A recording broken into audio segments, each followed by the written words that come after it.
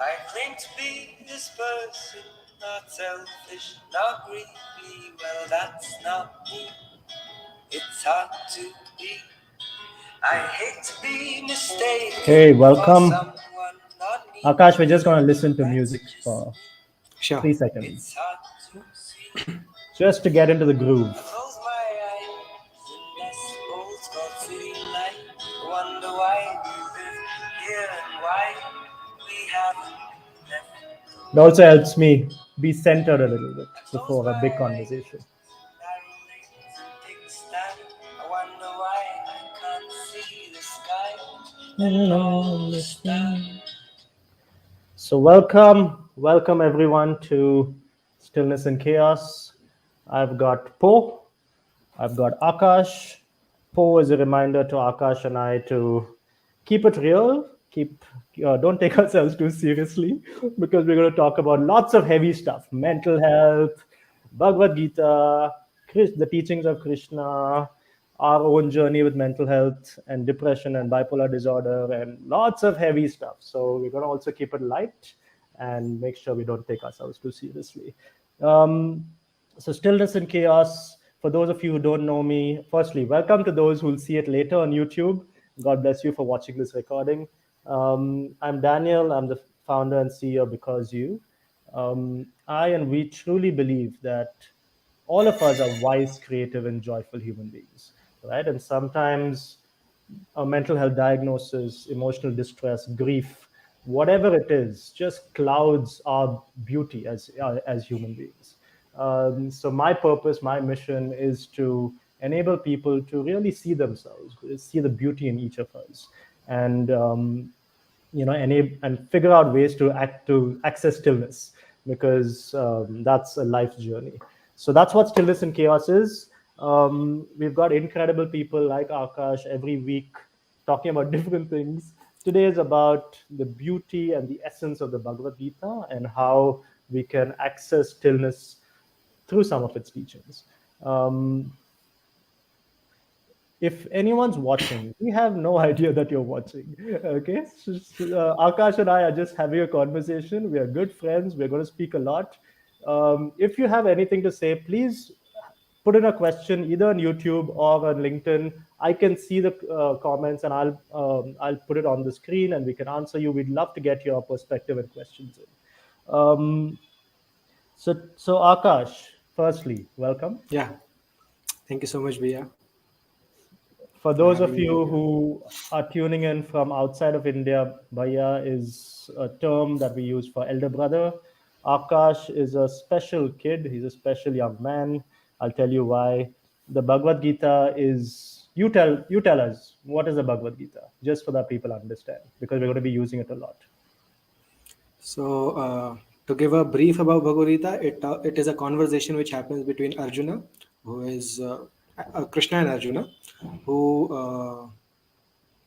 talk like the Bhagavad Gita was spoken on the battlefield of Kurukshetra in the midst of a war, in which Arjuna he is going to face. He's not only going to face, but he is also going to kill his very close sons, grandsons, his brothers, his fathers, and his entire family. So and he's in such a mental turmoil that he thinks that better to get killed by them than retaliate and kill them, because they are like he loves them so much. And so it's a beautiful thing. It's a beautiful conversation, and it's a 700 shloka entirely, and in which 536, I guess, is spoken by Lord Krishna, and the remaining ones are by Arjuna, and so on. So it's a very beautiful conversation. And it was completely done in 45 minutes. Krishna spoke the Bhagavad Gita in 45 minutes. Really? So incredible. So we're probably not going to go through the 700 shlokas, but for me, the beauty of the Gita is that it gives us a path to self-realization. You can think about it in many different ways, whatever self-realization means, but there's also teachings that we can use in everyday life, right? It's very, very practical. And I've spoken to big business owners who use this in everyday life, as well as people like us, you and monks, and there's a lot of beauty in it, which is why I'm super excited for this conversation. So Akash, you and I know each other from 12 years ago. I taught you when you were in the fourth grade, which is how you were like 10 years old. 9 Now years you're old. 21.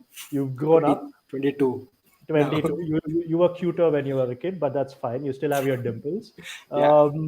Since then, you have immersed yourself in the Bhagavad Gita. You've done incredible things in your life, including attempting the top engineering college, IIT in India. You're doing different things. You're writing different exams. You want different things. You've had a meandering path similar to mine, and you're still 22 years old.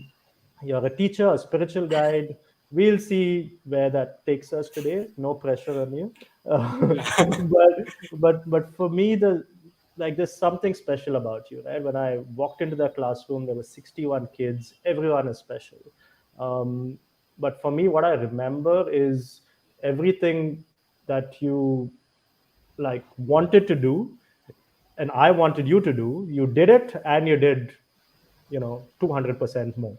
Right? So you have this immense drive within you that I think all of us can learn from. So I'm really excited, Akash, to have you with me today on Stillness and Chaos. Before we start, I'd love for you to just take us in with a prayer, and then we'll Yeah, start. sure. So this is just a small prayer, which is to invoke auspiciousness and blessings. So yeah, just it will take a minute and we'll start.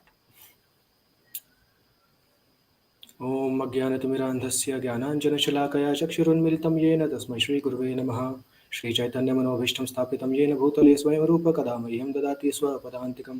वन्देऽहं श्रीगुरो श्रीयुतपदकमलं श्रीगुरून् वैष्णवांश्च श्रीरूपं सागरजातं सहगणरघुनाथान्वितं तं सजीवं साद्वैतं सावधूतं परिजनसहितं श्रीकृष्णचैतन्यदेवं श्रीराधाकृष्णपादान् सङ्गदलितां श्रीविशाखान्वितांश्च नमो विष्णुपदाय कृष्णपृष्ठाय भूतले श्रीमते भक्तिवेदान्तस्वामिनिति नामिने नमस्ते सरस्वती देवे गौरवाणी प्रचारिणे निर्विशेष शून्यवादी पाश्चात्य देशतारिणे नमो महावदन्याय कृष्णप्रेमप्रदायते कृष्णाय कृष्णचैतन्य नामने गौतषे नमः। हे कृष्ण करुणा सिंधु दीनबंधु जगतपते गोपेश गोपिका कांत राधाकांत नमोस्तुते तप्त कांचन गौरांगी श्रीराधे वृंदावनेश्वरी वृषभानुसुते देवी प्रणमामि हरिप्रिये वाञ्छाकल्पतरुभ्यश्च कृपा सिन्धुभ्येव च पतितानां पावनेभ्यो वैष्णवेभ्यो नमो नमः। जय श्री कृष्ण चैतन्य प्रभु नित्यानंद श्री अद्वैत गदाधर शिवासादि गौर भक्तवृंदा हरे Krishna Krishna Krishna Hare Hare Hare Ram Ram Ram Hare Hare. Hmm. Yeah, Thank you. So we've invited our gurus, the teachers that we've had, our ancestors, if I get it right. yeah, Um, and that's a beautiful way to start, right? I think any meeting, any conversation, if there's a minute of centeredness, it changes the direction of the conversation. sure. Um, so I have a quick video for you as a Okay. surprise.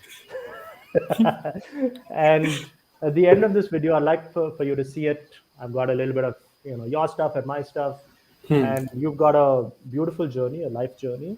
And at the end of that, I'd just like you to reflect on this question, right? Who or what has shaped you? Lots of Sure. stuff has shaped us, but before Essence. that, here's something for you. Hold on, let me figure this out. I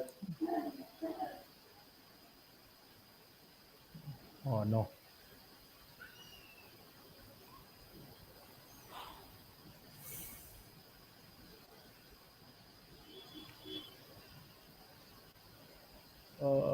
Where is it?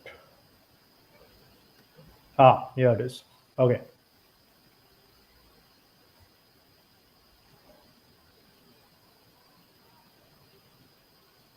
Hopefully it'll work.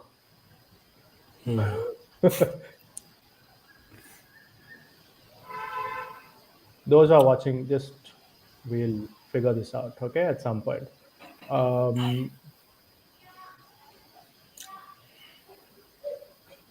sorry, just give me 1 second, Akash.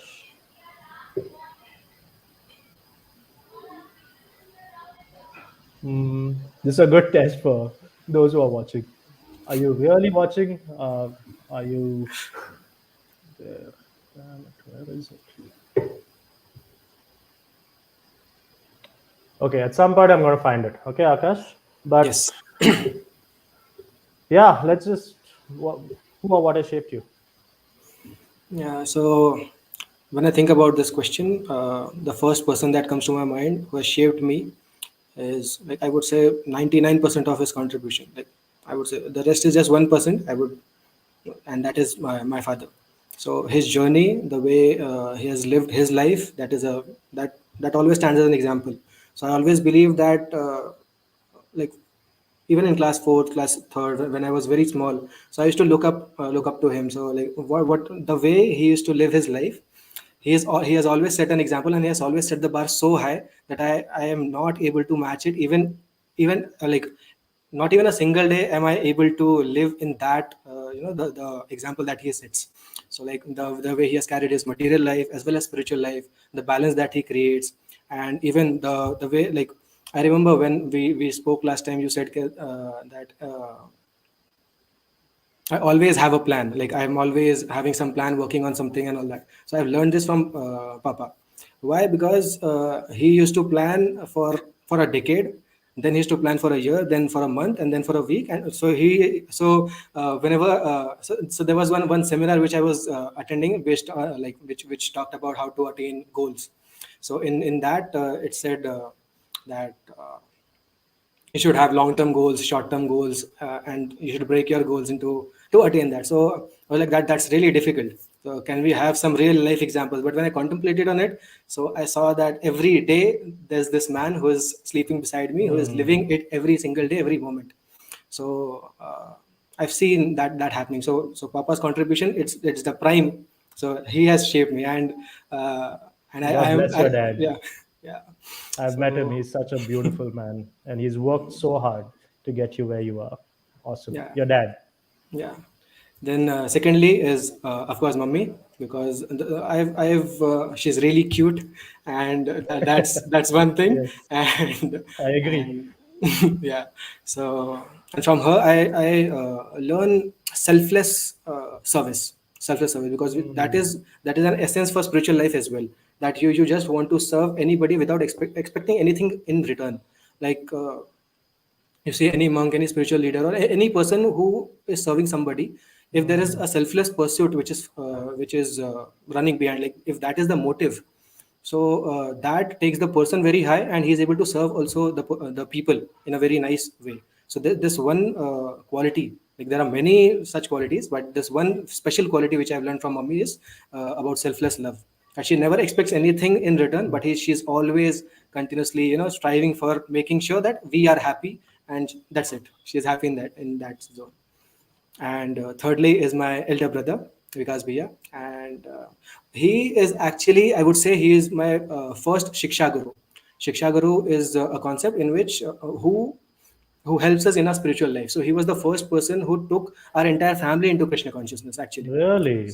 Yeah. Oh, I didn't know So that. Hmm. so he had taken us into spiritual life. So he's my first Shiksha Guru. So I keep on learning. And like, there are multiple things, but one special thing which I've learned from is taking responsibility. Hmm. Like, if you compare me and him, he's 1,000 times better than me at, like, in anything. But Hmm. still, the way he handles pressures, the way he handles the family, the way he handles his own responsibility, I'm Hmm. always in awe that, like, the way he's in the dealing. So my dealing with people has been deeply inspired by the way he behaves with his friends, families, and elders, and Hmm. everybody. Hmm. So yes.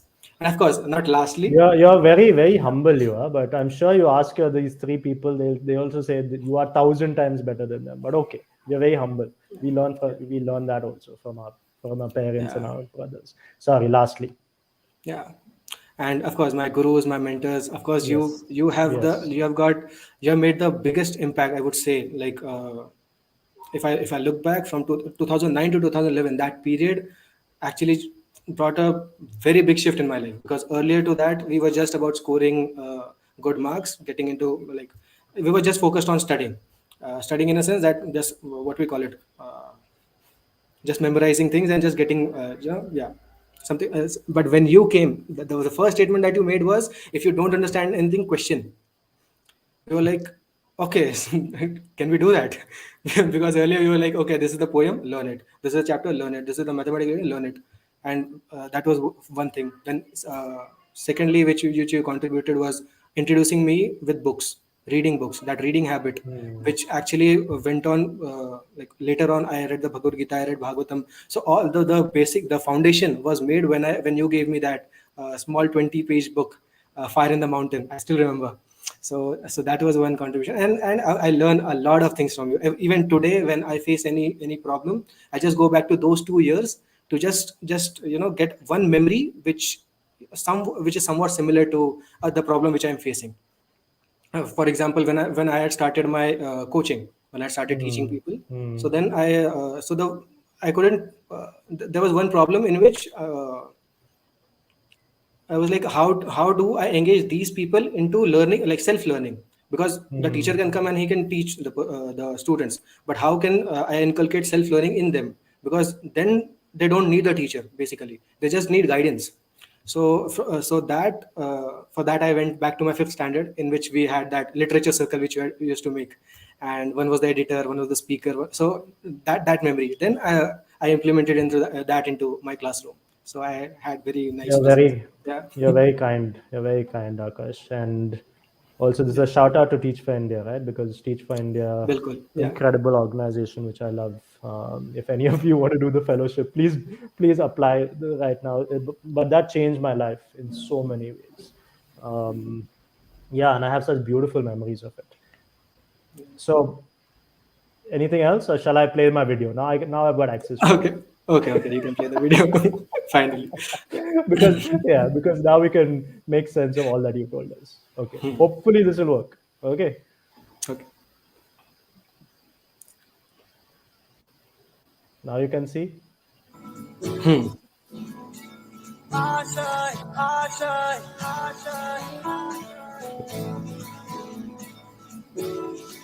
Look at you, you were so cute. I am cute. कुछ पाने की हो आस आस, कोई अरमा हो जो खास खास आशाएं, हर कोशिश में हो बार बार, करे दरियाओं को आर पार आशाएं, तूफानों को चीर के मंजिलों I thought I should also को join the छीन party. ले, This is me. Oh. आशाएं ले दिल की, उम्मीदें हंसे दिल की, अब मुश्किल नहीं कुछ भी, नहीं कुछ I'm right behind you. भी, आशाएं ले दिल की, उम्मीदें हंसे दिल की, अब मुश्किल नहीं कुछ भी.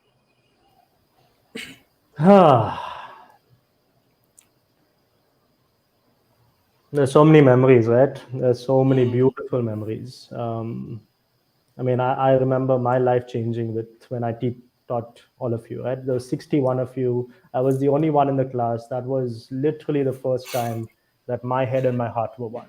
It gave me a sense of purpose, which even today, that's what is driving me with, my work in the mental health space and with leadership. It really unlocked the leader in me. So, everything that you saw in those 2 years was not how I was all those years ago. So the influences you talked about, your dad, your mom, your brother, I learned so much from my family. And I think, for anyone who's watching, please say something, give us, talk about how good we're looking. If you have questions for us, any reflections.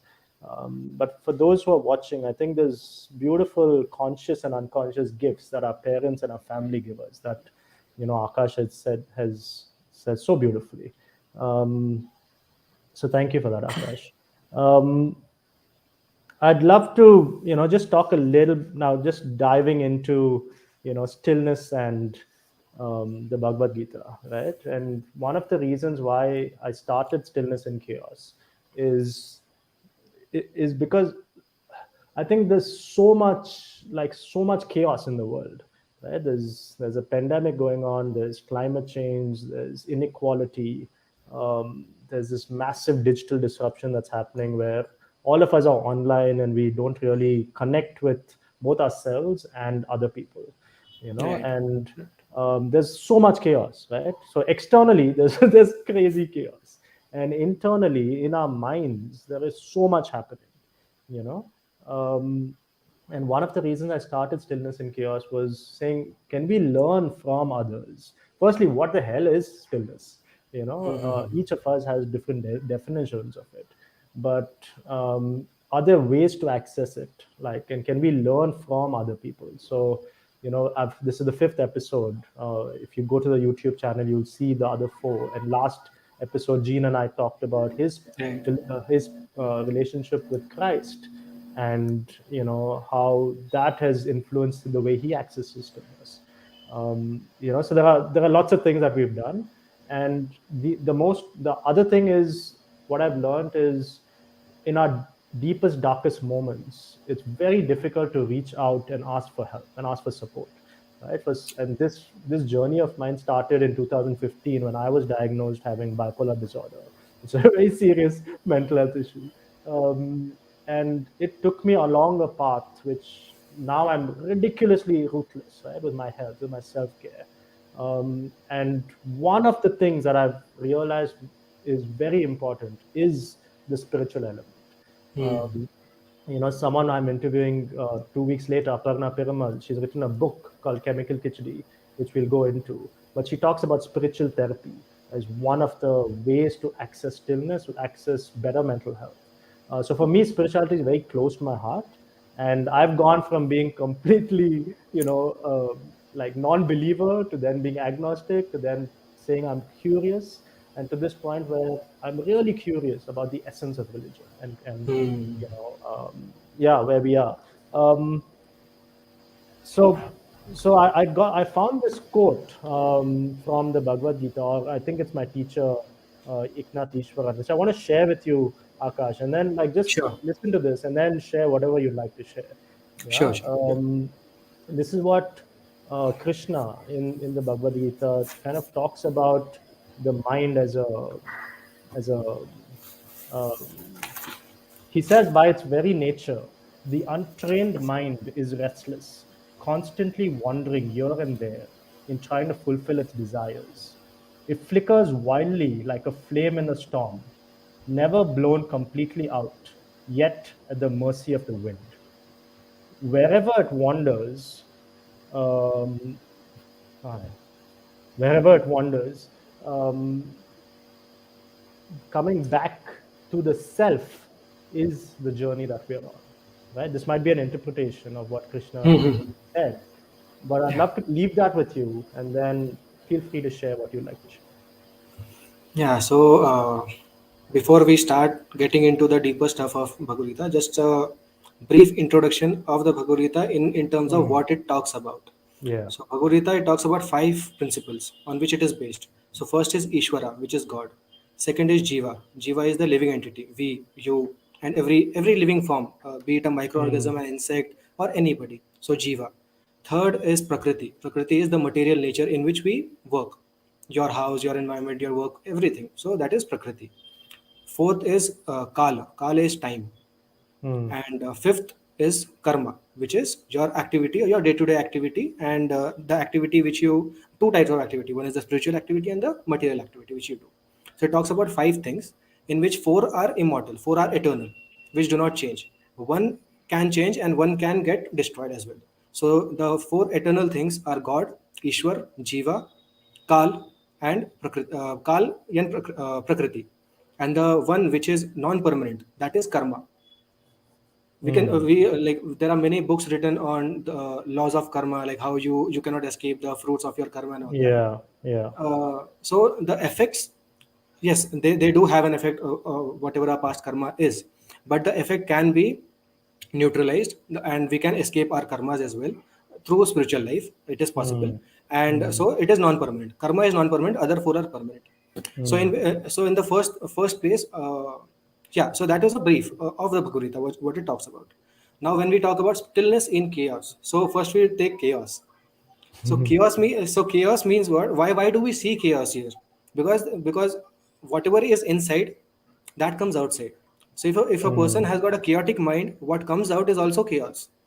And the person is still, then whatever comes out is some deep spiritual stuff. Whatever he speak, it will be for the benefit of humankind and all that. So the reason we see so much chaos happening around us is because we live in a chaotic yoga, which is known as Kali Yuga. So the age of hypocrisy and Yeah, so yeah. let's just pause there, Hmm. right? Yeah. So there are two things that come to mind. First is internally, when I'm in chaos, there's a reflection Chaos of that. outside. Yeah. It also projects on whether it's my relationships, the work, Of or course. Yeah. bigger stuff, True. the macro stuff. So True. that's True. one part. The second, what you're talking about is why is there so much internal and external chaos? Is because it's the time that you're talking about, which is the Yeah. Kal Yuga, right? So just say some like just talk about that time because a lot of people don't understand what that is, including Okay, me. so so Sanatana Dharma it talks about four yugas: Satya Yuga, Dwapar Yuga, Treta Yuga, Dwapar Yuga, and Kali Yuga. So in Satya Yuga, everybody is very good, everything is happening very happily and everything. Yeah. And in the Dwapar Yuga, there is some chaos. Then in the Treta Yuga, that's when Lord Ram comes. In Dwapar Yuga, Krishna comes when there is a lot of chaos, and Mm, in Kali Yuga, he does not come. Like, it does not come in a sense mm. that some powerful incarnation does not come, but there are three incarnations which come in the Kali Yuga. So to tackle Satya Yuga, Treta Yuga, and Dwapar Yuga, we have just one avatara of Lord Krishna. But in Kali Yuga, we have three. So just imagine The the chaos, chaos, which is the बहुत है chaos. बहुत So है yeah, chaos. अभी तो yeah, कलयुग chaos. Right now there's so much chaos. We need three avatars, right? So yeah. again, those of you who are listening, I'd encourage you to just have an open mind, right? Some of this may make sense. Some of this may be like, what the hell are we talking about? But let's see where this goes. Yeah. So Kali Yuga, it's a time you're talking about Kali Yuga. Is that happening right now? Right now. So Right now. the time frame for Kali Yuga is 4,32,000 years, out of which Mother only of God. 5,000, yeah, out of which only 5,000 years have just passed. So So are we you saying that we still have 400,000 400 years? 4,27,000 years still are going to Great, are great. So remaining. we have Yeah, lots of lots of chaos. chaos, lots of Thank time you. for chaos as well. I think we should just leave now because it's very sad. Great, but okay. So we've got a long time to go from a Kali Yuga. Um, from a Bhagavad Gita point of view, there are probably going to be three, not Bhagavad Gita, but from a Sanatana Dharma, there are three avatars who will come. Okay, fine. So come back to karma. Everything is transient. Karma is not permanent. Keep going. And chaos. Yeah, You started with chaos. yeah. I'll keep So interrupting you. I hope this is sure, okay. sure, sure. Yeah, Hold on, and let's just see what's happening on the uh, Praful Hari bol. Jadhav. Haribol. Hi, Bhaiya. This is Ganesh, our friend. Can you please ask why Hi, is stillness Ganesh. important? Yeah, so we talked a little bit about that, Ganesh. Glad to see you there. Oh, very nice. All the video brought back memories. So see, I can do this funky doodle stuff where you can, Yes. all your questions, your comments come in here. So please feel free to ask questions, interrupt us, do what you want. Okay. Okay. Keep going, Akash. Yeah. So we talked about chaos. Why is there chaos in the world? Yeah. And the fundamental thing, why are we seeking stillness? Why are we not okay with being in chaos? Because everybody, right, like, why do we have that inherent nature in us that Hmm. we need to be still, we need to be happy, we need to be content and all that? So why do Hmm. we feel that? Because uh, chaos, it can affect us only till a certain level. When I talk about certain level, it means uh, in spirituality we have two kinds of body. One is the material body. Hmm. In the material body, it is divided into two parts. One is the gross body, which I can see right now. You can see my body and I can see yours. Second is the subtle body. Yeah, subtle Yeah. body, which is comprised of the mind, intelligence, and the ego, which we have. Yeah. And beyond that is the Atma. So whatever chaos happens, whatever things happen, Hmm. they can affect us only till a certain degree, which is Right. be it on the level of your physical body. Some physical Yeah. harm can come, some disease can come. Yeah. Then Yeah. secondly, it can cause a mental Yeah. something. And on the level of intelligence, it is when you use your intelligence in the wrong way. Like, you are very intelligent but you are using it for destructive purpose. So Hmm. even there, because you cannot handle the chaos around you, you use your intelligence to sort it, but it becomes an even bigger problem. So Hmm. so Hmm. that's where the intelligence get affected. And the false Right. ego, biggest example is Hitler. Hmm. He, the way he lived his life and the impact that he had in the world, that is like totally disastrous. What happened. So but on the level of soul, the soul does not get affected. And that's where this yearning comes in our mind, that in our heart, that we need stillness, because it is the nature of the soul to be still. And not even still, the nature of the soul is similar to that of the Lord. When we talk about Krishna, he has got a spiritual Yeah. form. So similarly, the soul has also got a spiritual form. And what is it? Like, just like we have the material form, we have two hands, and we are made up of certain chemicals and all that. Similarly, the spiritual form is also made up of Sat, Chit, and Ananda. Sat is Yeah. eternal. Chit is full of knowledge and bliss, and Ananda. Eternal, full of bliss and knowledge. Sat, Chit, Ananda. So when a person, he is naturally Sat Chit Ananda, and he is put into a body which is Asat, Achit, and Nirananda. So he will naturally seek some stillness, some happiness. That is why we are seeking stillness. That is why stillness is only just one point. Oh, sorry, Stillness, go on. yeah, yes, that is why stillness is accessed only by living beings, not dead matter. Because dead matter, Hmm. can you put a table in some military operation, it won't respond. But you put a Yeah. person, he'll respond. So that's the thing. Yeah. Go on. I'm just going to use Po to pause whenever I think. And the reason I'm pausing, Akash, is because there's a lot of richness in what you're saying, right? So I'm trying to dissect it so that it'll help Sure, sure, our sure. viewers as well. Um, so you talked again about how the chaos can impact us in our bodily form, right? Yes. That's why we are seeing, and that's why, especially over the last few years, you're seeing a massive rise. If I True. come to my sector, the massive rise in mental health issues, right? Diagnosis like emotional distress, grief, like shitloads of it. You think about autoimmune diseases, you think about diabetes, heart, like there's a lot going on, right? True. So and what I loved is you're saying that it the chaos happens there, but when it comes to your soul, if those of us who believe in, all of us are souls and we are passing through this material body, at the soul level the chaos does not reach to. Is No, that it what you're does not. saying? No, it It does does not. not reach to. It does not. Okay. That's very now that's uplifting. Chalo, I feel better.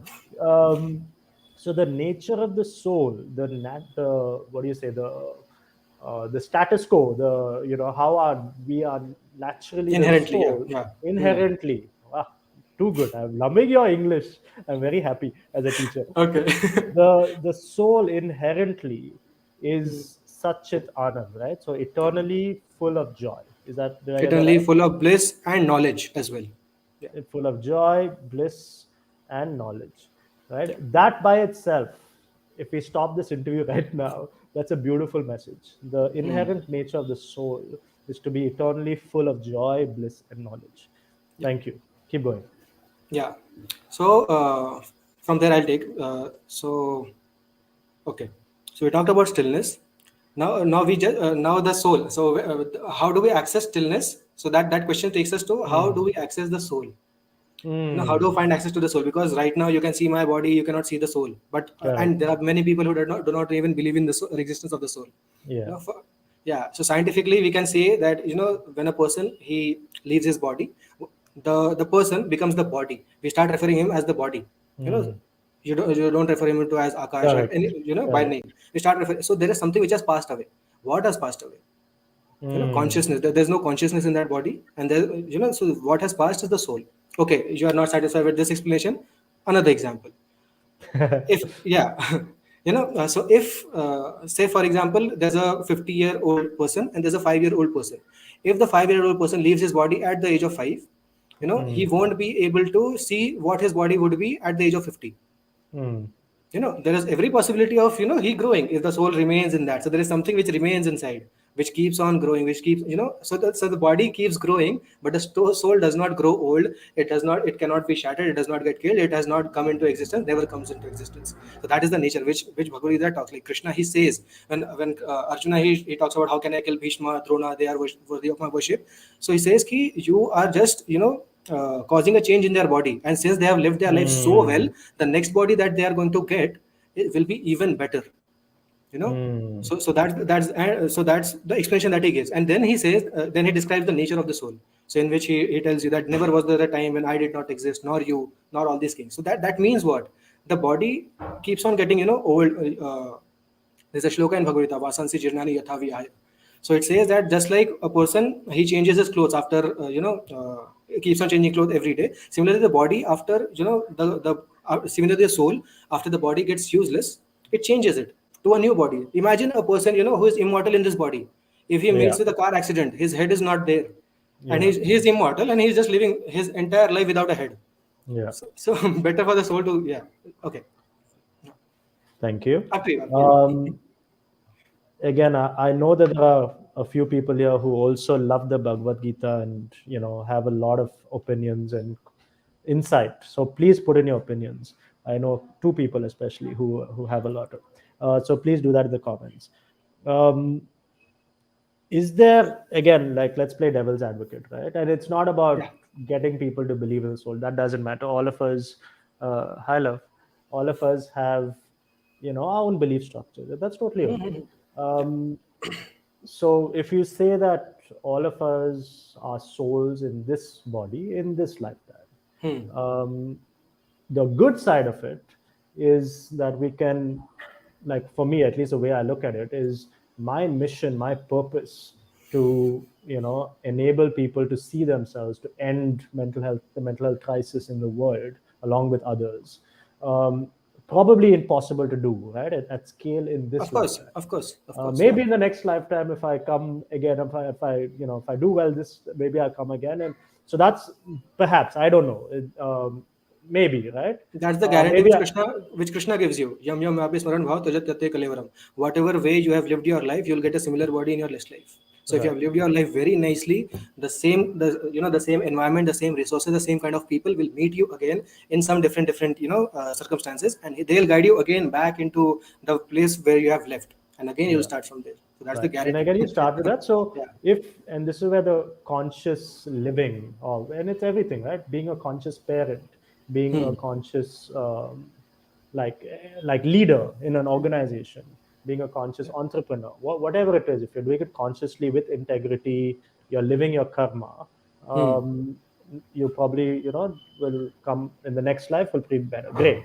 The other side of it, the flip side of it, I think the misunderstanding, or it's still murky, right? Is that, like, the question I get asked a lot is the concept of karma, is that what stops Indians, especially Indians who truly believe in it, from rising up and revolting, right? Because it's like, chalo, this is my karma.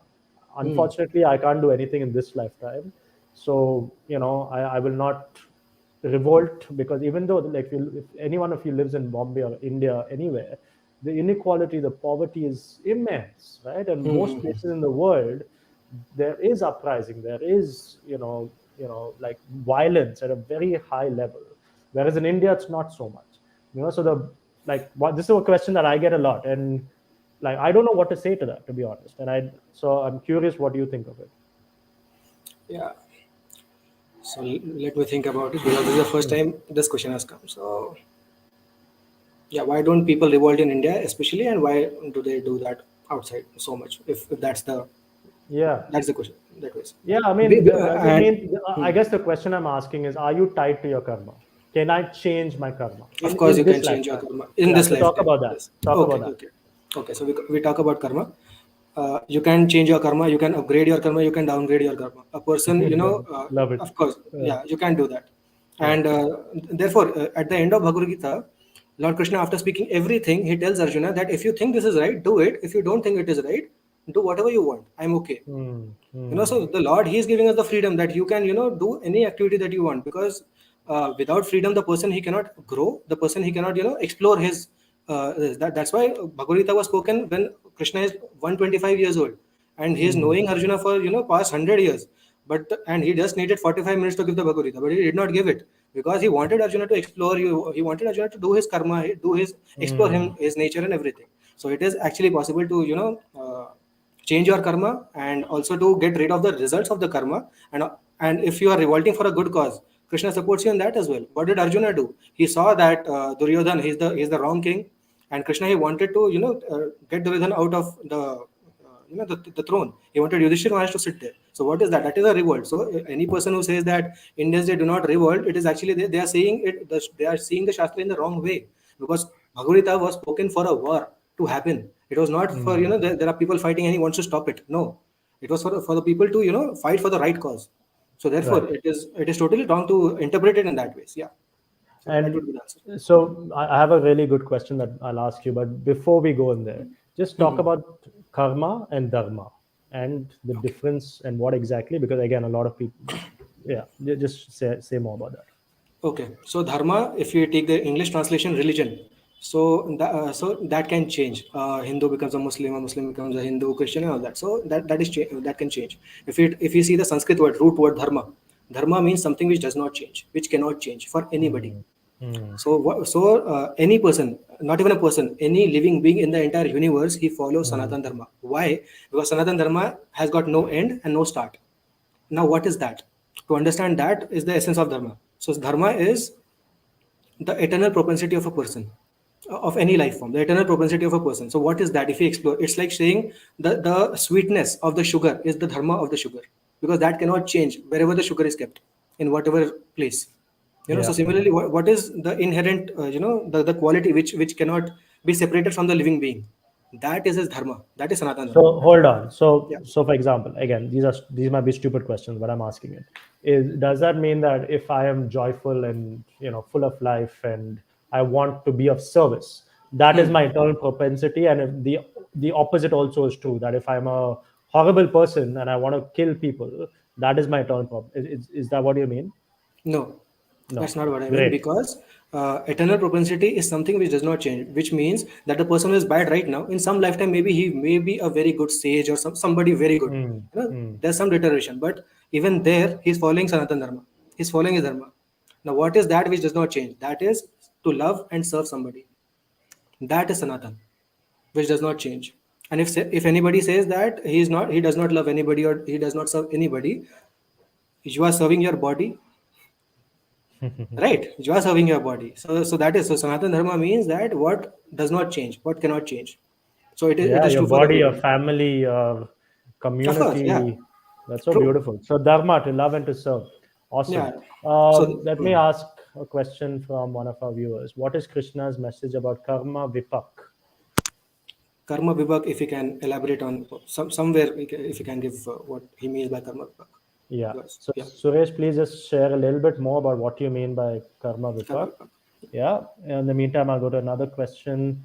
Kaushal. So whoever we meet in this birth, we did meet them in a previous birth. I love this question actually because as I'm going on this journey, like I truly believe in soulmates, right? I think I have no doubt in my mind that my daughter and me, my wife and I are soulmates, right? I have no doubt about it. And I'm wondering, again, similar to Kaushal, does it mean that, so you and I, did we meet in a previous birth? Was there some connection between us?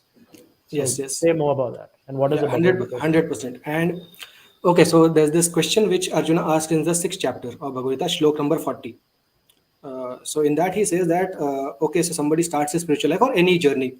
He starts Mm, his journey of life, and he does certain karma, and he's living his life very well. But unfortunately, due to some mistake, some law of karma, he falls down. He is not able to attain his state. So what happens to him? He has lived his life in a spiritual way, but he does not get the ultimate result. And when a person lives his spiritual life very well, of course, there's some suffering on the material plane, because you see, Gautam Buddha, he attained all that, but he neglected his material duty of being a father, mm, of being all. mm, mm, mm, So Arjuna, he says that does not the such a person be na ghar ka na ghat ka we say.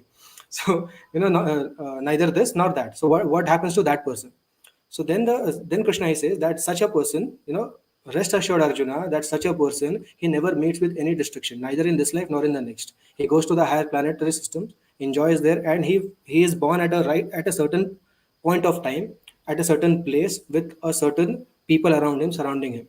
mm. So whoever we meet in this birth, we did meet them in the previous life also, in some different settings. Maybe the people who we have a very close connection, we get them as family members.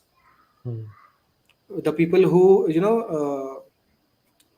who put challenges in our life, they are either Mm, there are two type of people. One is who has in our previous life done something bad to us, and second is one mm, who aspires something good for us, but he wants mm, to keep on testing us. So they come as our mm, gurus, as people who keeps on giving us challenges. So that is the thing. So whoever we meet in this birth, we have met them in the previous life in different settings. So the setting does not matter. What matters is your mm, progress in your spiritual life. mm. That is, yeah. That's a beautiful message, isn't it? Because if I think again, one of the joys that I have in life is that I've formed very deep and meaningful relationships with people, and I think the more I get to know people, and all of us are so different in many ways, right? But if we connect to the essence of the person, forget about the noise. Like, there's a lot of noise around each of us, but if we connect to the essence of the person, we are all the same, right? So Ubuntu, Satchitananda. Satchitananda, yeah, Satchitananda, like Ubuntu, the African philosophy says, "I am because you are." That's also the reason why I called because you, right? We are all one. Um, and there's something beautiful about what you just said, which is, again, whether we believe it or not, it's just a question for us to hold in our mind, right? Whether the people who are closest to us, the ones that we have very close relationships with, can either challenge us because they want us to aspire to something more, they're with us because whatever. I love it. um, Yeah, you and said something. there's one more point Hmm, in here. It is like, this is one thing which I also wanted to convey. When hmm, we speak of the soul, we all so Bhagavad Gita discusses Bhagwan and the Jiva. So the Jiva is a part and parcel of Lord Krishna, of God, whatever name you call him, doesn't yeah, matter. So the Jiva, so the soul, he is a part of the Supreme Soul, which is the Lord. So one drop of water is also similar to the ocean of water. ocean. Hmm, It's similar. One cube of sugar is same as the entire, the sugar. This. So similarly, every single soul inherently by the quality of every soul is similar to the Lord. So all the qualities which are there in the Lord are there in you as well. hmm. You just have to access it. Now how do we access that? For that there are multiple paths. You can go into Ashtanga yoga, you can go into Buddhism, you can, every person who has born in certain situation, that path is the best for him to pursue it, to Hmm. get access to those things. Because the Lord, he just wants you to come back to him, no matter what you do in life. He loves you. That is, and what is Lord's dharma? What is Lord Krishna's dharma or God's dharma? It is to love and serve the entire creation which is done. So he's so compassionate for you that he keeps on sending you gurus, he keeps on sending you scriptures, he keeps on sending you messengers, he keeps on sending you everybody just to get you back there, back to him. just So to because just to get to back him, and yeah, get back to the philosophy of loving and serving, right? Because that is yeah, our inherent exactly. dharma. So whether or not you believe in Krishna, Rama, Jesus, the Buddha, um, I don't know who I believe in, but I believe in I believe in everyone. And like for me, this message is really beautiful, right? It's each of us is a reflection of a higher power, and our purpose, our journey in life is to come back to the nature Eternal of our form, yeah, soul, eternal nature, yeah, yeah, yeah. which is to love and to serve. Um, um, I have one more. Like, let's just go to Suresh. She says something more. So, karma vipak is the process of experiencing the results of our karma. We get results of our karma, and we have to experience these once once these fruitify, once they come to Okay. life. Okay. So there are three types of karmas. So one is in which we get the immediate result, like I slap you, you slap me. That's immediate Yeah, result. Second is the results lots which we of get. that. Lots of that happening today. Yeah, Yeah. So immediate that karma. that is immediate karma. Second is, Mm, the karma which you do and the results which you get in this lifetime. So mm. you study well, at the end of the year you have a good result. Correct. So that is one. So yeah. And the third karma is, you know you have done such a great activity that it is not possible to give you the results in this entire lifetime, for because it is not possible for to experience all the results which you have done. So imagine a terrorist, who has done Mm, lots of violence in his life. It is mm, not possible mm, to give him the what we call the punishment mm, in this entire one lifetime. So he suffers mm, multiple lifetimes. Similarly, mm, for a person who has lived his life really well, it is not possible to give him the results in this entire life. For him, there are multiple lives in which he keeps on getting the nice results. And what are the nice results? Being born in a good family, getting good education, getting beautiful people around him. So all these are gifts which you have already done. Because mm, in the Karma Kanda section of the Vedas, it is said that you get to wear clothes because at some point of time you have donated clothes to somebody. that's mm, that's how, in maybe in some thousand lifetimes you have done something good which you are getting the results now. So that is the karma. So that is true. So that is what Krishna mm. says about karma. So Love it. immediate karma, intermediate karma, and long term karma. Mm. Yeah. Yeah, Suresh, I hope that answered your question. Something you said about Krishna's question to, sorry, Arjuna's question, right? And I think this is a question that a lot of us face is being spiritual. Does it mean that I need to go on a mountain? Does it mean that I need to go and visit my God all the time? Or can I do this right now? Because I know that there's this a lot of beauty in the way Krishna talks about Arjuna being a man of action. Do your duty, do that, right? So just talk a little bit about that. Okay, I think that's a beautiful teaching. Yeah. So do we need to go to a temple, or do we need to go to the Himalayas, or do we need to go there to access, divinity of the Lord and all that? Not at all required. A clear answer. So the answer to this question comes in the 12th chapter of Bhagavad Gita, in which Lord Krishna says, "Surrender unto me." So Arjuna said, "Not possible. It's not possible for me to surrender unto you." Not So he possible. Yeah. said, "Yeah." So he says, "Okay. So be with the people or surrender unto me." Mm. So he said, "That's also not possible for me. Why? Because I am Mm. a grahastha. I have a family to take care of. I cannot be with them." So he says, "Okay, whatever activities you do, surrender results of them to me." He said, Mm. "No, not possible, Not because possible. yeah, because 100% I get the results. I have to Love enjoy it. it. I cannot give it to you." Arjuna is very much like all of many of us. Great. Then? Yeah, ठीक है. I want to enjoy the 100% results. I won't be able to give you anything. So I said, "Okay, while you are doing your karma, just remember me. Can you do that?" Yeah, no, not possible. I am fighting a war. How can I remember you? So, so Cannot. Krishna is like, "Okay, okay." Cannot. Yeah. Yeah, I cannot. So then Krishna is like, "Okay, you cannot do that. Okay, so can you do a namaskar to me? Can you do that?" So yeah, this I can do. So he offers a namaskar. Mm. Okay, Mm. so Krishna, he says and he repeats it in the 9th chapter as well as the 18th chapter as well. Mm. That just man mana bhav mad bhakto madhaji mam namaskuru. If you cannot do Mm. anything, just namaskar me.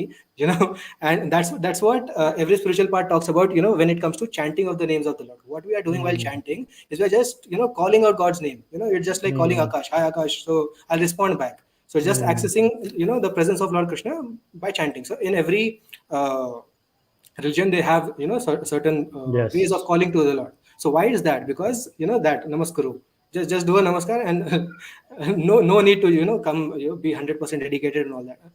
No need. But yes, if you experience that inner calling to go on that path, yes, surely Yeah. you should do that. That's yeah. You should do Of that. Yeah. course. Mm. Yeah. And yeah. Keep going. Yeah, and another thing is the best spiritual life which you can experience is while loving and serving the people around you. And Mm. because there is a reciprocation. If you love your father, of course you love every living entity. So similarly, when we say to love and serve God, when we talk about that, we develop compassion for everybody, no matter who it is, be it a living entity, be it any living entity, be it a human Yeah. being, be it an animal, anybody. So that's the beauty of it. Yeah. Just yeah. So that's the And answer. yeah, and I That's the love answer. that, right? Because one is, yes, if I have a calling, there's obviously a lot of science, a lot of ancient knowledge about how, especially Himalayas, temples, churches, there's a lot of good energy there because True. there's a lot of spirituality. A lot of people have come there, and to a way to access that quickly, great, go get it. Right, and those of us who can't do that, can we do it in our neighborhood? Great. If not that, namaskar, Yeah. bowing to Hmm. have a small temple at home, do that. Awesome. um, and I think like what I really love is what you said, right? Like doing the things that you're meant to be doing. So if you're an engineer, a doctor, an entrepreneur, a student, if you're loving and serving your profession and serving others and doing it with high integrity, that by itself is a spiritual life, right? Is that what is it? Can True. I? Is that what kind Yeah, of what yeah, you're true, saying? true, true, true, true, true. Great. Okay. Awesome. How are you feeling? Great. When I'm discussing Krishna Katha, when I'm discussing Bhagavad Gita, I feel awesome. Like, I I feel can the see best. your Yeah. eyes are lighting up. Yeah. People are here again. If you'd love to ask a question or share a comment or appreciation to this incredible young man, please do that. Let's kind of shift gears a little bit, right? Yeah. So we talked a lot about spirituality. We talked a lot about everything within the Bhagavad Gita in some way or form. Hmm. How do you access stillness through the Bhagavad Gita or through your prayer, through whatever you do? How do you personally, Like, give me the details, and then I Okay. can think of something as well. Okay. Yeah. So, Bhagavad Gita is actually said to be the most practical book that you can follow in your life. Every single shloka has got a practical applicability in your life. The reason being, right from the second chapter, when he starts speaking about the soul, what he wants to convey to you is that whatever you are facing, be it birth, disease, old age, or death, you are nothing is happening to you, the soul. Nothing is happening Nothing to you. happening You are to soul. eternal. Yeah, yeah, Yeah. So yeah. what he wants us to the Bhagavad Gita, what he wants us to is that since he wants us to access to get a direct access to him. So how do we access stillness? If we get an access to eternal happiness, eternal knowledge, eternal bliss, automatically stillness will come. So he says that if you're preparing for JEE, of course you'll score good in your board exams. That's Yeah. what he says. So how do I access stillness? Is there are different methods. Like I go with the ABCD formula. A is the association, which plays a very crucial role in our life. So the people that we associate ourselves with have less people around you, but make sure that they have a very big impact. They themselves are very good in their own life, and they have a very good impact on your life as well. So association is the first thing.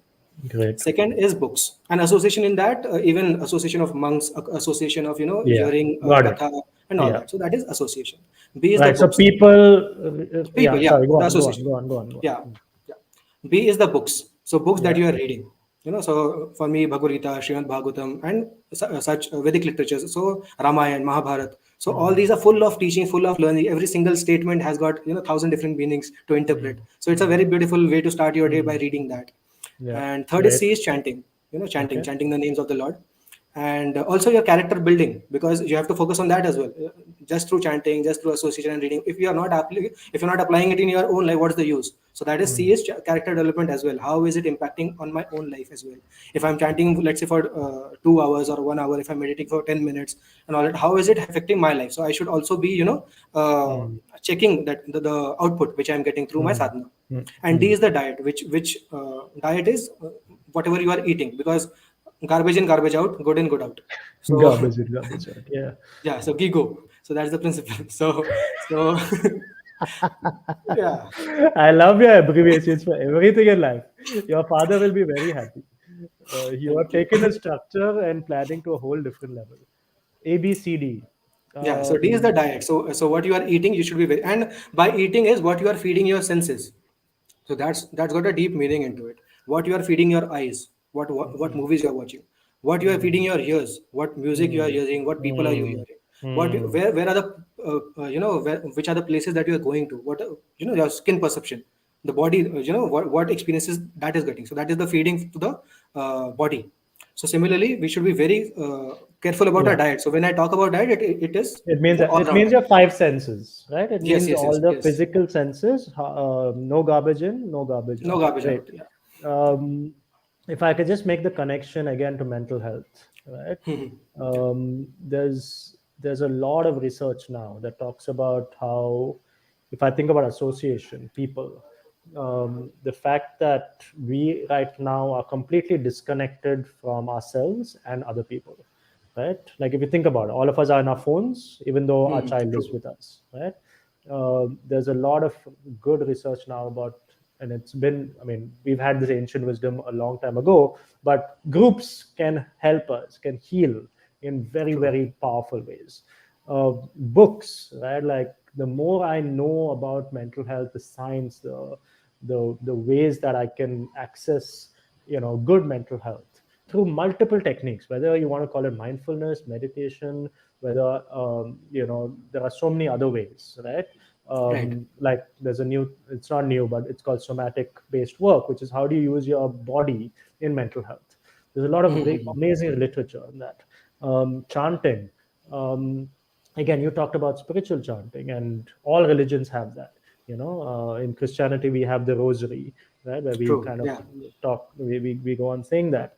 In a mental health point of view, there's a lot of research now which says that there's a physical nerve which goes from from the cranium to the sacrum, which is the back of your head, to the your tip of the tailbone, right? There's actually a Okay. physical nerve which all trauma that we've go through, like big trauma, small trauma, whatever it is, the body does not differentiate whatever it is, right? The impact on the body is the same, and it passes through that vagus nerve. It's called the vagus nerve.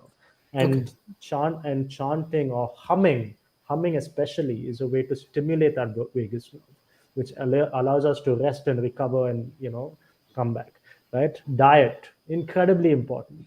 It's not just mental health. You have to take care of your physical health. Your Right. sleep is ridiculously important, so like this is how, like, for me, whether like how you talked about accessing stillness through spirituality, there's so many parallels to working on our health, working on our mental health. So I love this. Thank you so much. Yeah. um, So some practical tips which I hmm. follow is the 8-8-8 formula. So 8 hours of your sadhana, 8 hours of your So firstly, just say what sadhana is, because that's not a okay. concept everyone knows. Sadhana, I would say, how do I explain it in English? Sadhana is everyday activity which I do repeatedly just to get some good output from that. Yeah, That's how I would put sadhana. yeah. So there's an 8-8-8 formula. So your body Hmm. needs 6 hours of sleep. In yogic tradition, we need six Yeah. hours of sleep, and 2 hours is spent in eating and Hmm. getting ready, bath, and all that. So Hmm. that is the first eight hours. Second 8 hours is your working, like whatever work you are doing. For me, for being a student, it's 8 hours of study.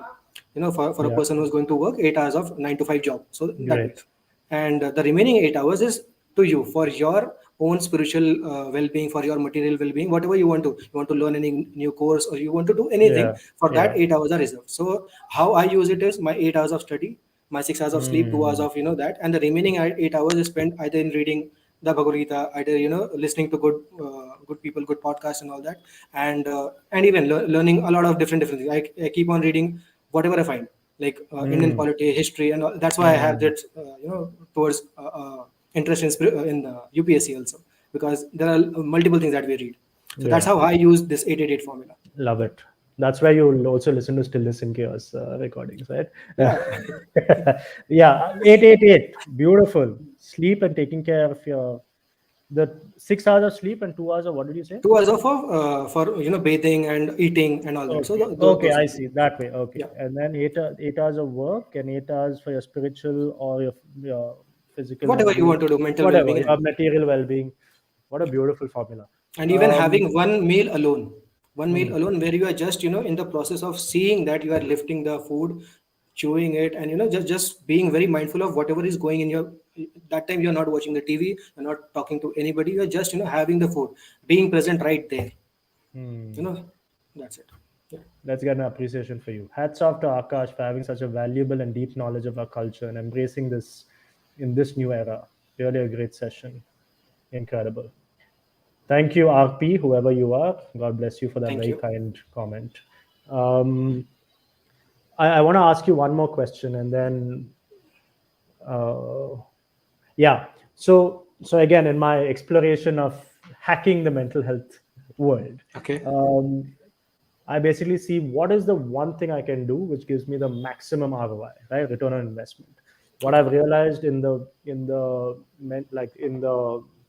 Western medical science right now, working on your vagus nerve, at least to me, and what research says, is that's a maximum ROI, right? So any way that you can stimulate the vagus nerve, work on it, heal it, all of that will have ripple effects on all parts of your life. Hmm. I've recently found an incredible Ayurvedic doctor in Mysore, where I live, and Okay. he talks beautifully about how in the material body, there are three things, right? Uh, what Vat is it pitta called? kapha. Vata, Pitta, Kapha. Right? We don't need to go into that. And then on the higher level, he talks about the Rajas, the Tamasic, and the Sattva. Right? Sattva. Yeah. Yeah. And what I again, I might be completely wrong, but for me, maximum ROI for my mental health and health is to work on the Sattva part, right? And I know that in the Bhagavad Gita, there's a lot of talk about Sattva Sattva and guna. Yeah. Sattva Guna. So just say one thing about, like, say stuff around that, because both for me selfishly and Okay. hopefully for others who might find it useful. Okay. So when we spoke about the five things, uh, sorry. I have my notes. Wait, I No, will no, tell you. I have my notes. Ishvara Yeah. Jiva Prakriti Kala Karma. Correct? Yeah. So Ah, in that there's Prakriti. When we talk about Prakriti, so Prakriti is made up of three different gunas. The entire yes. system of the Prakriti is made of three gunas, which is Sattva-guna, Rajoguna, and Tamoguna. Hmm. Tamoguna is the lowest form of existence, which is common Hmm. for animals and as well as people who Hmm. who have not still got into that path of higher spirituality and all that. Hmm. Rajoguna is the one which which is helpful in keeping your drive alive. So even people at the age of 80, they are still working on something, so that drive which is there, that comes because they are in Rajoguna. They have their lifestyle Hmm. in such a way that the food that they are eating, the people that are associating with, they are very Hmm. rajasic in nature. That is, and Right. rajasic, the word rajasic is raja. So raja is what? The king. So King. Hmm. so what is the one USP of the raja? It is his drive, to Yeah. conquer kingdoms, Yeah. to win, Yeah. fight battles on that. So that is rajasic guna. And then third is the Sattva Guna. Sattva Guna is in the earlier Vedic tradition, it was the Brahmanas who were in the Sattva Guna. So they, Right. and that is the place where right now the spiritual mentors, the gurus, Yes. they stand in that Sattva Guna. Yes. So that is the guidance from Yeah. which we get. So in the 17th chapter, particularly Krishna talks about three things: how to get Sattva Guna right into your life through your food habits, through the austerities that you do, and all that. So One second. yeah, Pause. yeah. Pause. Pause. So you talk Rajasic is drive, right? Talk about Hmm. the like that's a good side of it. But what happens when there's too much drive, like too much Rajasic? Talk about that first, and then go back to Sattva. Okay, so too much drive, of course, it will lead to not focusing on your spiritual life, because a Raja ultimately, if he loses one battle, if he loses his one kingdom, Yeah. he's gone. Yeah. Nobody And remembers in him. And today's world, I'm today, that could be like burnout. That could be yeah, yeah, yeah, of course, the burnout. Yeah, Hitler type of thing. Great. yeah, Okay. true, true, true. You Tamasik. know, Tamasic is the lower form of existence in which Yes. the drunkards, terrorists, and all. So that is the Right. category in human So beings. yeah. That is Okay. Fine. actually Vedic tradition. It talks about. Sorry, this is important. This Keep is going. Keep important. going. Yeah. So Vedic tradition, it talks about 84 lakh species of life. Okay, Hmm. so 84 lakh species, out of which there are 4 lakh species of human beings. So Hmm. in medical terms, we just talk about one human species, Homo sapiens. In Vedic tradition, we have 4 lakh species of human beings. Hmm. So they are categorized into Sattva-guna, Rajoguna, and Tamaguna. So that is how detailed I you have see. the perspective. Got it. Yeah, yeah. Okay. Sorry. Continue. So in the 17th chapter of Bhagavad Gita, Bhagavad Gita, 70 chapter, shlok number 14. From there hmm. it starts. Yeah. Say the shloka So just for I don't remember the read it. shlokas. Yeah, I Okay. don't That's remember the okay. shlokas. Yeah. That's okay. So Sorry. Go on. yeah, I'll read the translations of it if you want. Yeah. Yeah. Yeah. Yeah, yeah, yeah. So it talks about first. We'll go into the food. So Bhagavad Gita is so practical. It talks about what you should eat. Lord Krishna is talking about what you should eat. Even Hmm. 5,000 years later, this is applicable. So Hmm. the first is food. So now hear it very carefully, because it's direct translation of the Bhagavad Gita. Hmm. So even the food each person prefers is of three kinds according to the three modes of material nature. The Hmm. same is true for sacrifices, austerities, and charity. Now here of the distinctions between them. So first he talks, food dear to those in the mode of goodness increases the duration of life, purifies one's existence, and gives strength, health, happiness, and satisfaction. Such foods are juicy, fatty, wholesome, and pleasing to the heart. That is the Hmm. sattva guna, the food in sattva Hmm. guna. Food that are too bitter, too sour, salty, hot, pungent, dry, and burning are dear to those in the mode of passion. Such Hmm. foods cause distress, misery, and disease. Because Hmm. they increase the kapha, they increase the vat. I've had a lot of that in my life. Hmm. That is so much drive. Hmm. Yeah. And food prepared more than 3 hours before being eaten, food that is Hmm. tasteless, decomposed, and putrid, Hmm. and food consisting of remnants and untouchable things is dear to those in the mood of darkness, which Hmm. is ignorance, tamoguna. Hmm. Then he talks about the austerity. Austerity is also a very important part of Hmm. finding So stillness, don't finding. don't read the. Can you do me a favor? Can you send me these translations later? And I can post it Surely, somewhere. surely, surely. Yeah, yeah, So yeah, I'll do don't. that. Yeah. So just give us the gist. Give us the essence of the 17th chapter. Yeah, the 17th chapter, the name is the division of faith, in which Lord Krishna, he Hmm. gives you very practical tips of which is applicable in your own life. So Hmm. where he talks about different types of austerity. Austerity means tapa, which we call. So tapa in the essence it means heat, to heat something. So anything that we want in this life, we have to do tapa for it. A student who wants to Hmm. get into IIT, who wants to get into some good college or anything, he has to do some tapa, some austerity. Get up early, spend maximum hours in studying and all that. So Krishna, he tells you about austerity of the body, austerity of the mind and austerity of your what do you call intelligence. So for that, he tells you, different cleanliness, simplicity, and celibacy and all that. So all those factors are there. So I'll send that to you, and you can just share it. Awesome. Yeah. Awesome.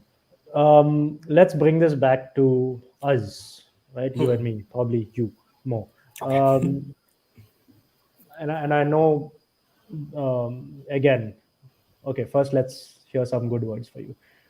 Great job, Akash sir. We'll really feel happy to see you. GVR, lovely. Hemant, no words to describe him as I know him inside out. Whoever Hemant is, awesome. The way he said, I am cute, he is. Confidence, boss. हाँ बहुत है confidence आकाश sir में. So He is my sir. he is your okay, awesome. You've got some amazing sirs in your life. Again, one of the reasons I started Stillness and Chaos is because there's a lot of beauty in learning from our challenges, especially if you do it consciously. Right? Most of us, Right. all of us, go through big ups and downs in our life, and we go through it, and then we just get into more ups and downs. But I've learned that when the challenges in your life are places of deepest growth and evolution, if you want to call it that. And I've tried to consciously work on my challenges, which I can share off later. But I'd love for you to share perhaps one challenge or what you've learned from it, or a pattern that you've seen. Yeah, what have you learned from your challenges? Or what have your Yeah. challenges taught you? That's a better question. Yeah. So the challenge I'll just which I'll share is my JE preparation. So which ultimately resulted in me not getting into JE and me getting into depression. So And JE is just for people who joint don't know, entrance exam. Yeah. that's the entrance exam for the best engineering colleges in India. Yeah. Yeah. For which Danny Bhai had warned me back in 2009 that you are not an engineering material boss, but still I went ahead with preparing for it, Oh God. and Don't later say on this. Okay. okay, yeah. So Okay. he Go on. already knew what is coming up. So Go on. Go on. Go on. Continue. okay, yeah. So I had And this I'm dream. sorry, I said that only in reference of saying I see so much more in you, right? I love engineering, That's but that was the context. Okay, go on. I am not the engineering material. There are a lot of good engineers, but I am Exactly. not. Go Yeah, on. Go on. yeah. So that JE preparation, it actually, the preparation taught me a lot. Not getting into there also taught me a lot. And after the phase later on, which right now in which I am, it taught me a lot. So I'll just break it into these three parts. So first thing which it taught me was before, like while I started my preparation, it was to keep setting very big goals. That thing I did it right because I set my bar very high and I started studying for it. So never fear into setting big goals for you, because everything is possible that ways, with kripa, with the right direction and all that. So everything is possible, so just keep your bar high. Okay. But the mistake that I did was, I did not realize that what if it does not happen the way I wanted. I was never prepared for that, because since childhood, up till class 10th, up till class 12th, I never failed in my life in anything. Whatever I took me into my hands, I was able to do it. And this was the first failure which I faced. So and I was chasing this for for at least 6 to 7 years of my Six, life. seven. Yeah. Yeah. Yeah, I started my preparation right from seventh standard, getting into the foundation course, and right from there I was chasing this. And when the margin is so less, like I later on I got this, the interpretation of the mass. It was 91 percentile in JE 2018, which is a very good score. I would have got a very good college, Yeah. but missing the margin, missing it with a very small margin, Yeah. that was not expected. That way. So it hit me really hard. So I had no plan B for that. What am I doing now? So I started questioning my own capabilities. That okay, I am setting my bar so high. Am I even capable, or are the people who are believing me, are they lying to me? Just to make me feel good. They are saying, "Nee, yaar, it will happen. No worries. You keep trying." So I started questioning my own existence. Like, where am I, and what is the purpose of my own life? Even in spirituality, still I had these questions coming up in my mind, because my foundation was taken in that sense, because I was fully driven into getting into IIT and all that. So that had a very strong impact on my mind. If this does not happen, then what? So the learning from there was, then afterwards, when I chose UPSC preparation, when I chose my banking preparation or whatever thing, I always knew that I am bound to, there are chances that I won't make it in the first attempt or the second attempt or the third attempt. Doesn't matter. That is, the UPSC gives you 6 attempts. It knows, that there are many people coming. So that is the one thing which I learned, that you set your bar high, but also be ready to face failures, and be ready to face failures only to bounce back again. Yeah. Can I pause? Can I Yeah. Sure. pause Sure. here? Sure. Yeah. So as you're speaking, I can see the scholar in you, the intellectual in you, Okay. Okay. right? Okay. So you're dissecting your failure, the failure or your challenge on a very intellectual level. On a feeling level, Yeah. how did it feel? You don't have to give details, but talk about I feel, I felt. Use those words and then just Yeah. share what you like, So whatever you're comfortable sharing. sure. So when the result came, that was the day when I was expecting, to clear it, and jubilation and all that after so many hard work and getting it. When it did not happen, then the first for the entire month, like the result came on April 30th, till the entire month of May. I was not, leaving my house. I was not going anywhere. I was not meeting anyone. I was not attending any Mm. calls because I did not know what I would talk about. He'll ask, that, okay, how are you? I'm not good. What are your plans for? I don't know. So these are the Mm. things. So I was completely blank for that 1 month. I was completely blank. I was not eating well. Mm. I was not sleeping well. I used to sleep, so for 14, 16 hours. I'm just sleeping, not doing anything because I did not know what to do. And that's where the wrong interpretation of Bhagavad Gita also comes. There's a shloka in Mm. which Krishna says that people will speak of your infamy if you lose the battle. And so I took it in the wrong sense. Mm. And then I started, that people, they have a very high opinion of me, and if they come to if they come to know that did not clear, what will they think and all that. But then later on, now I realize that it's okay, doesn't matter, because they know me as a person, and anybody who is judging me based on my marks, they are already, some way or Mm. the other, they're out of my life, some, in some way. This is what had happened during the first initial 1 month. Then came, the 1 full year of depression. So 1 full year of depression in which I am questioning my own existence. I am questioning everything around me, my purpose, and did I deserve this? Did I actually, you were right. Even you came to into my mind that, you were right. I shouldn't have, spent 8 years of my life struggling for something like that. So all those kinds of questions started coming. Mm. But then later on, one night. So this is the life change. I believe a lot in, getting Akashvani, which we call it. Getting some divines. So what happened was, I'm, in a very bad physical health, very bad mental health, and all that was there. But still, Papa, he was discussing about, UPSCs, some conversation related to UPSC, and I was just sleeping there, just not doing anything with Bhaiya. And Bhaiya said that if there is anybody who is capable of clearing UPSC, that is this guy who's sleeping here. And they thought that I'm sleeping. I did not hear it. And when I heard that time, I thought that, I am at my lowest, but still there is my Mm. family who thinks that, I'll do. And you can get negative comments, you can get, positive praises from people outside, who can, Mm. who are there to discourage you or to, falsely encourage you. But family, they give you the right feedback at the right time. Mm. So, and they thought that I'm sleeping, but I heard that, and then I started contemplating, okay, what is UPSC, what does it demand, and all those things. And then, okay, so this was the first thing which happened. Then I got into the syllabus and all that. I liked it, I wanted to do it. And secondly, I called you. So we spoke at that time, and then you said that if I wouldn't have been doing what I'm doing right now, I would have been doing UPSC. I would have been pursuing UPSC. So I'm very glad that you chose this. So that was second confirmation. So it is like from my guru, it is coming, from my family, it is coming. Then spiritually, the monks who I have a very close connection, I went to them. They told me, okay, the first failure that you had faced, you know how badly you suffered. Now this is in Mm. 2020. That had happened in 2018. So this is a lot. Mm. So, Mm. so just be very cautious. That there are Mm. a lot of chances to fail. But yes, the way you have been carrying yourself, the way your sadhana and your material life and all that, based on that, we are sure that you will be able to do it. So just go for it. So that's why a new goal was set, a new high bar was set, and now how to pursue it? Now I am breaking it into very small parts, like first banking, and some.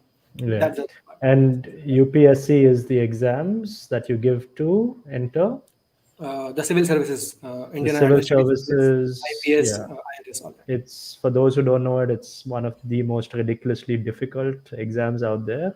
And Second those of toughest. us, second, yeah, and those of us who know and love Akash, totally support him and know that he will, whether he clears it or not, like what you said about, you know, you are you are you, right? Yeah, Whether something. I am something, and which is very precious. I know yeah, that. very precious. And if I had to, what you talked about, firstly, thank you for sharing something which is very difficult. I know you haven't spoken about it too much. Um, and firstly, I think you should just take a little bit of time to celebrate the fact that even after 6 7 years you reached a stage which not a lot of kids coming from your background, coming from whatever, right? Like i one of my biggest regrets, Akash, is the fact that I didn't support you enough to crack your into your IITs, right? Because all, like, you need to crack the IITs in India, you need a lot of support. And perhaps if you had given the right support, you might have done it. But perhaps it was the universe's way of saying maybe you need to do And something else. one very nice thing which happened was that I did not do engineering. So how do I take it now? Like how, Hmm. what does that mean to me now? If I would have gone into engineering, 4 years I would have spent there, and the ultimate purpose was after graduating nicely, getting a nice package, and so I would have been living for myself. Hmm. But facing this failure, I knew that okay, I'm not alone. So first I went into creating some small impact in society. So that's where when I Hmm. started teaching small kids. And then later on I thought, no, just one generation is not enough. There are old people who need support, there are parents who need guidance, there are children who need the right love and all that. Hmm. So that is possible only through the civil services. So earlier, which Hmm. I was living only a self-centered life, that changed, and now I am into giving myself to the entire society. So Hmm.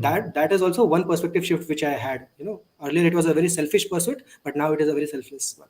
Yeah, that's it. And it comes back to those sayings, right? Where the life is intransient, things change, everything happens for a reason. All that we just keep on saying as, Hmm, hmm, hmm. just lip service. But I truly believe it. Like, if you, Right. I think Krishna also says it, right? Like, if you put in your heart and soul and you give your 100%, like, that's all that matters. The outcome Yeah, doesn't, don't look at the outcome, right? yeah. I'm very, Karmanyevadhikaraste. Yeah, that's the yeah, shloka. Very famous love it. shloka. Yeah. Yeah, I have just like paraphrased everything Hmm. at my level. um, so thank you firstly. And I like, so each of your challenges, there were some beautiful takeaways, right? And so I've gone through two very intense depression spells in my life. One which happened last year, right? Um, and similar to you, like, I don't know how long it took you, but this time luckily it took me a couple of months to bounce back, right? And the first time it was 2 years for me to bounce back.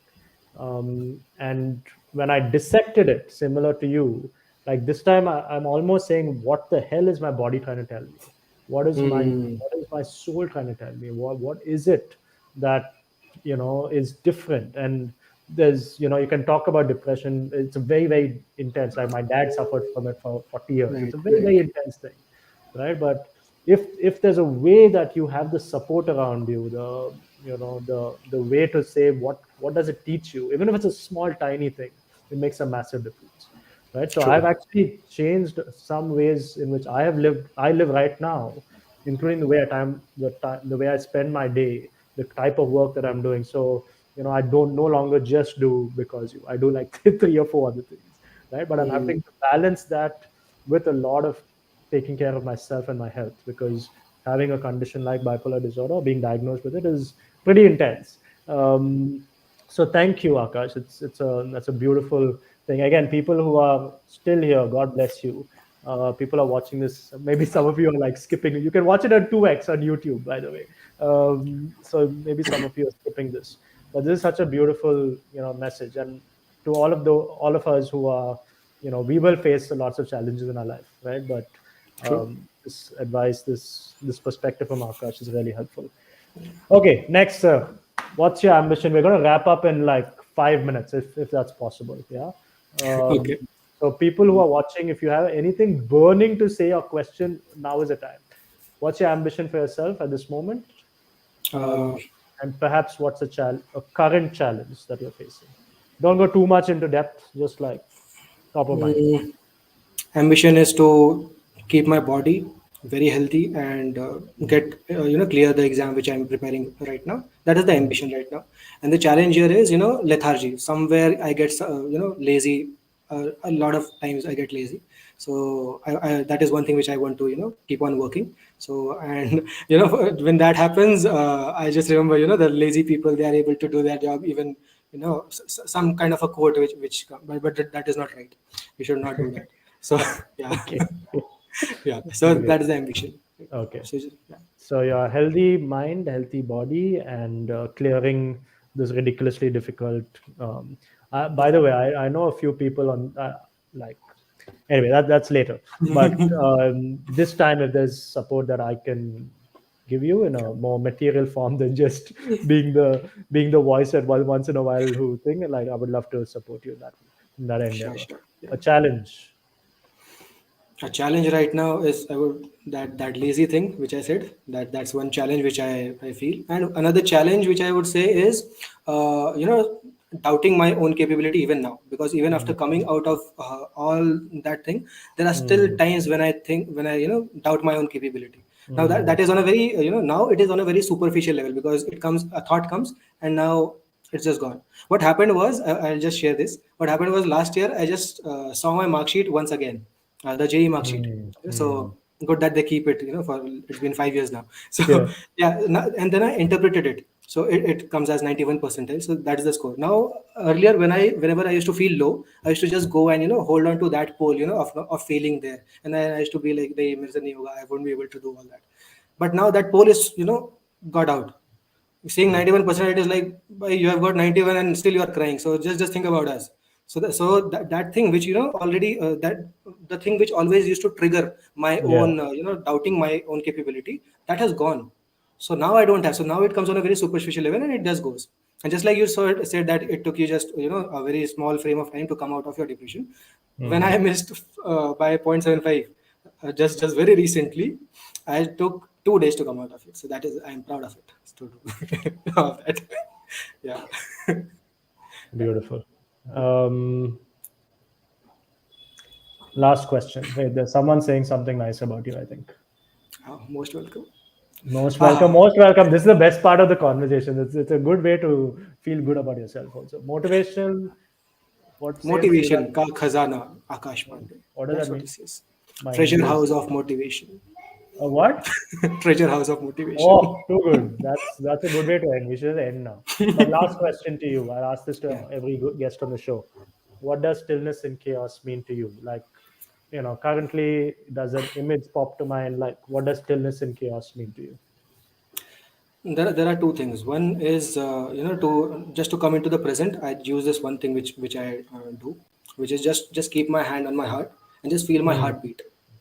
Hmm. I just appreciate that I'm alive. That's it. Because this is one thing which is the most important thing, that you are Hmm. alive. You are able to do something in your Hmm. life. It doesn't matter what, but you're alive. So Hmm. that is stillness and chaos. Anything which is happening, I just hold my heart. This is what. If this is pumping well, I'll do something nice. Love it. Hmm. So that is stillness. And second is, what does stillness and chaos means? It's my papa. To live my life just to serve him and just to always go and hug him and always be in association with him. That is stillness and chaos for me. Any chaos doesn't matter if I have my papa. That's it. It's done. And of Beautiful. course, the Supreme Father is Lord Krishna, so I have his support as well. So Yeah. yeah, that's stillness and chaos for me, I would say. Yeah. Oof. Your firstly, I think it's beautiful you ended with your father, right? Because it's clear how he's had such a massive influence on your life. Um, and there's something very deep about that. Um, yeah, especially because I've been exploring my relationship with my father as well, as you know. True. So, my friend, I think it's a good time to end.